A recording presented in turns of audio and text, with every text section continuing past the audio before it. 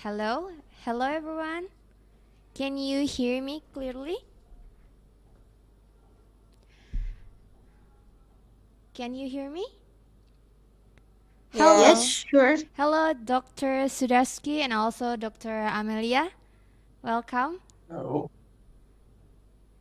Okay, I will start. So please, before we start, all of you, please open the camera first and focus to the material for today's webinar. Okay, I hope you enjoy it. We can start now. Assalamualaikum warahmatullahi wabarakatuh. Shalom, Om Swastiastu, Namo Buddhaya, Salam Kebajikan, and good afternoon everyone. Alhamdulillahirabbil alamin, wassalatu wassalamu ala asrofil anbiya'i wal mursalin, wa ala alihi wa sahbihi rasulillahi ajmain, amma ba'du. The Honorable Dr. Ani Susanti M.Pd BI as the Head of English Education Department, the Honorable Dr. Pawel Szudarski, today's guest lecturer from University of Nottingham, UK, the Honorable Dr. Pratiwi Amelia M.Pd BI as the moderator of today's webinar, the Honorable all of the lecturer of English Education Department, and the respectable all of the participants and committees.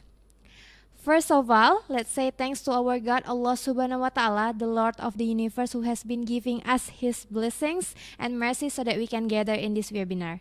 Second of all, may peace be upon our Prophet Muhammad Sallallahu Alaihi Wasallam, who has guided us into the right ways of life.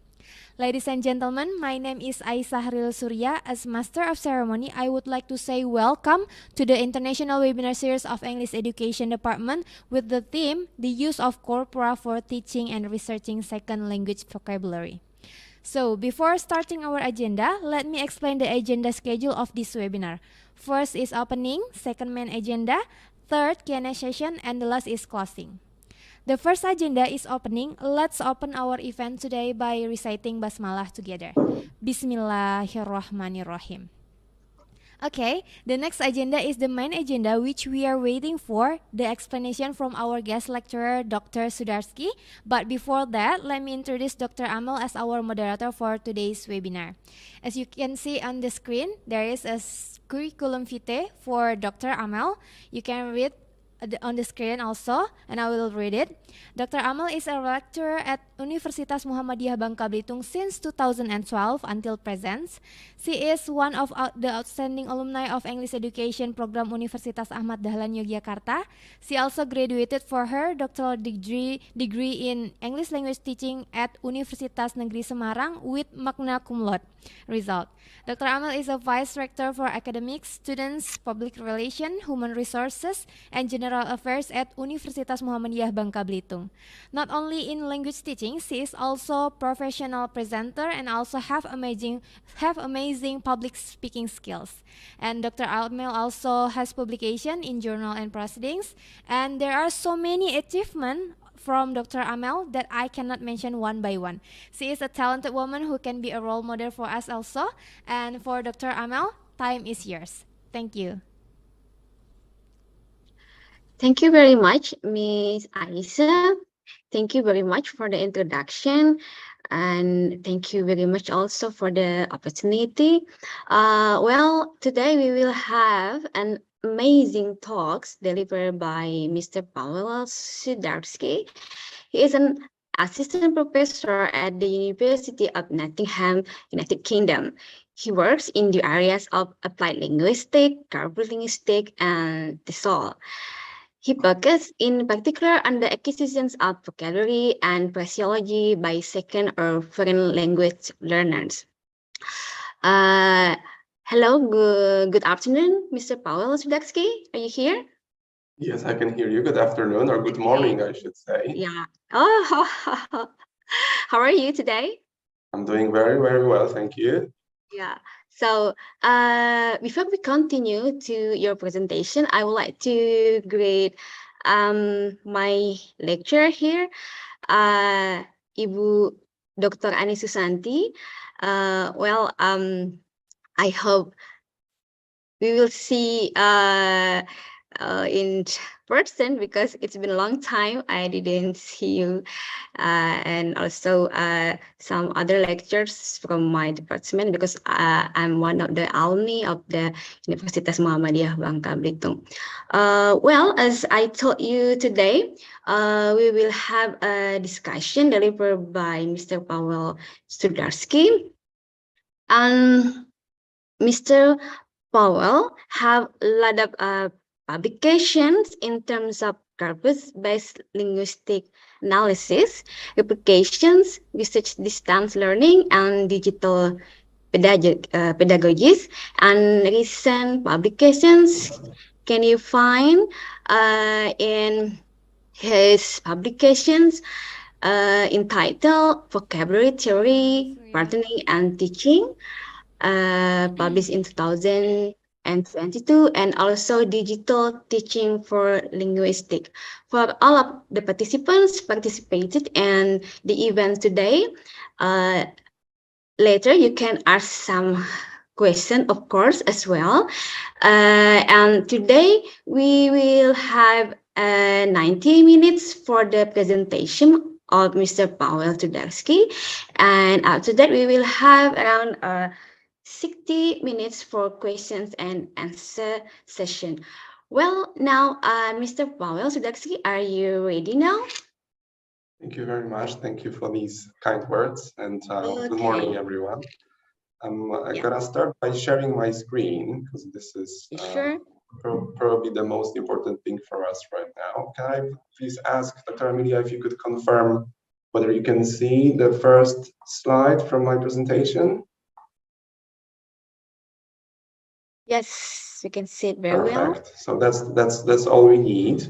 But before we get going, just to reiterate once again, thank you very much for this invitation. It's lovely to be here, and as I was just saying before, it's great that this series is taking place, and we have this opportunity now, thanks to technology, to meet online. And even though I'm here in Nottingham, Indonesia, we can talk about research, we can talk about education and corpus linguistics. So well done to all of you for organizing this great series.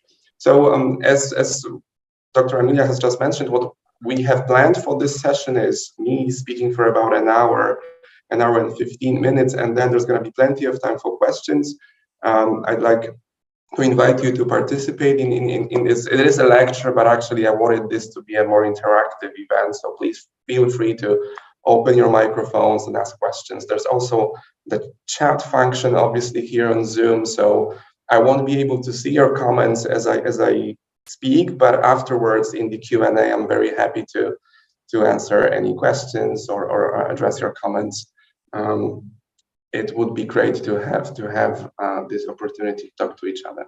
So as I've already mentioned, good morning from Nottingham. This is Trent Building. The School of English is based in, we're very proud of that, and also very lucky that we're based in such a prominent building. If anybody ever visits Nottingham, do please come by and visit us here. It would be great to have you and show you our beautiful campus, which is a park essentially. So we do feel lucky having so much green around us. So this is what I've prepared for today. I'd like to guide you through some of the work that I've been doing over the past few years. First of all, I introduce the main types of corpus analysis. I know that some of you had some background in corpus linguistics, so this is just going to be a very brief introduction. Then I'll introduce vocabulary studies as a research area, so the main focus of our talk today. I'll try to explain what sort of applications corpora have in what ways have we been applying corpora in that area. So, for example, analyzing collocations, looking at frequency lists, trying to think about which types of vocabulary should be taught first in a second language. Then I'll move on to one example of a research study that I conducted a few years ago, just to share with some examples, again, just to get you thinking about what we can do, how we can design such studies, think about the applications of corpora. So throughout all this talk, what I'm trying to show is certain methodological considerations. What is it that we need to be aware of? What is it that we can benefit in terms of corpus analysis, how we can benefit from them, but also certain limitations of that approach, because obviously we need to be aware of that as well. And as we already said, Q&A at the end. So I hope this sounds like a good plan for the next 60 minutes or so. Let me get going. So what is a corpus? I'm sure that many of you have heard that name before, but just to make sure that we're all on the same page, a corpus can be defined as a collection of texts that has been compiled for a particular reason and can be read electronically. And I think these two reasons, or these two aspects, are quite important. First of all, the fact that there's a particular reason why we've collected a corpus, so a specific type of language that we want to get into. And secondly, the fact that these files are stored electronically, so I can start doing this analysis with the help of computers, which makes things easier, which makes things faster. A second definition here that you have on the slides: a corpus is a finite-sized body of machine-readable text sampled in order to be maximally representative of the language variety under construction. So again, a few key words here. First of all, machine-readable text. Secondly, language has been sampled to be representative of a given variety. So we can think of many examples here: academic language, general language, spoken language. I'll be alluding to all of these in a second as I discuss vocabulary. In that context, obviously, we also need to define corpus linguistics. So in very, very simple terms, corpus linguistics could be defined as the study of the compilation and analysis of corpora. I won't be getting too much into the compilation side of things today. I'm much more interested in the analysis of how we actually use corpora to conduct linguistic research. And very often when I talk about these things, I often find myself thinking about them as well. People ask, so is corpus linguistics a methodology or a theory? And I don't think it's a simple answer necessarily. And I personally think it's actually both. I very much see corpus linguistics as a methodology. It enables me to answer certain research questions, but it's also very much a theory in the sense that it certainly has changed my view of language. Because if you think about, our own approaches to research, they're all influenced by the type of data we're working with. So since you're working with millions of words, as you start doing this sort of analysis, your perception of language changes. And here I wanted to use one quote from John Sinclair, one of the founding fathers, if you will, of corpus linguistics here in the UK. And he's saying the following thing: language looks different when you look at a lot of it at once. So when you look at all these words together, you start seeing things that you didn't see before. And this obviously changes your perspective. I completely agree with that. And that's why I'm saying it's very much a hybrid approach in terms of how I'm treating corpus linguistics. Something just to get us going in terms of what types of corpus analysis we can conduct. So I'm sure you're all familiar with things like frequency analysis. This is probably the first step you'd be doing in this sort of analysis. You're essentially looking at how frequently words occur in a given language, in a given variety. And then based on that, you're developing word lists, which might be used for example, teaching purposes or for research purposes. Second point, collocation analysis. I happen to be interested in collocations quite a lot. I've been doing work in this area for many years now. This has been, my PhD topic, a few publications related to that topic. So this is what I'm looking at. And these are essentially word partnerships. So how words like to occur or co-occur. So how is it the case that sometimes we have to use these fixed phrases, and what are they doing in terms of building the structure of language, in terms of language learning as well. I'll be showing us some examples later on. Keyword analysis, that's another useful technique that is used in corpus linguistics. So that's essentially comparing frequencies, looking at characteristically high or low frequency words in my corpus. So I'm comparing my target corpus with a reference corpus. So for instance, I could be looking at a corpus of political discourse and comparing that to a corpus of general English. And then, depending on what these frequencies show me, I can identify characteristic words that would be more prominent in the political language as opposed to more general language. Next point here on the slide, concordances and keyword in context, or perhaps I should show you what I mean by that. This is essentially what you get when you open a corpus. This is just a screenshot from COCA.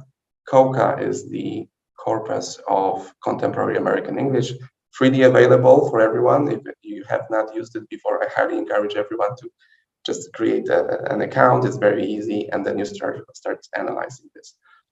So keyword in context, if I'm interested in some of these collocations here, these are collocations with the word take.